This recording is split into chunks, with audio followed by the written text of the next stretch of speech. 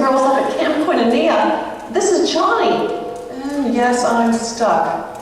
The storm has not let up, and I can't get a plane out.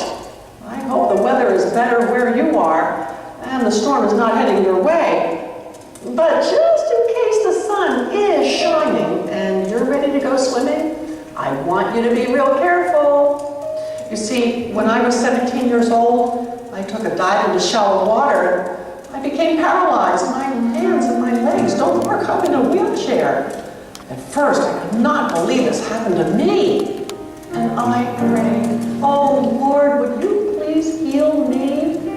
And all the time, I kept worshiping him with all of my heart. But God did not choose to heal my body. And at first, that was pretty hard to take. But now, so many years later, I can actually say I am really thankful. For one thing, this wheelchair has brought me so much closer to the Lord. I have to rely on him for absolutely everything. I depend on him every day, and he is so faithful. Kids, I want you to know that many years ago, when I was in the hospital, can you believe that I was stuck in bed for an entire year? But during that time in bed, listen to this special poem that I memorized. It goes like this. A little bird am I, caught from the field of air, and in my cage I sit and sing to the one who has placed me there. Well pleased a prisoner to be, because my God, it pleases thee. What have I else to do? I sing the whole day long, but he whom I most love to please, he listens to my song. He caught and he bound my wandering way, but still he bends to hear me sing.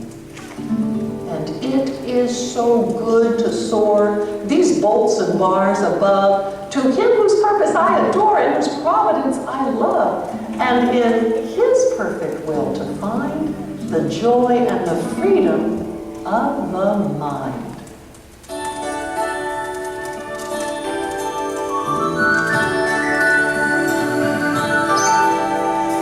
I was a songbird sitting in a cage.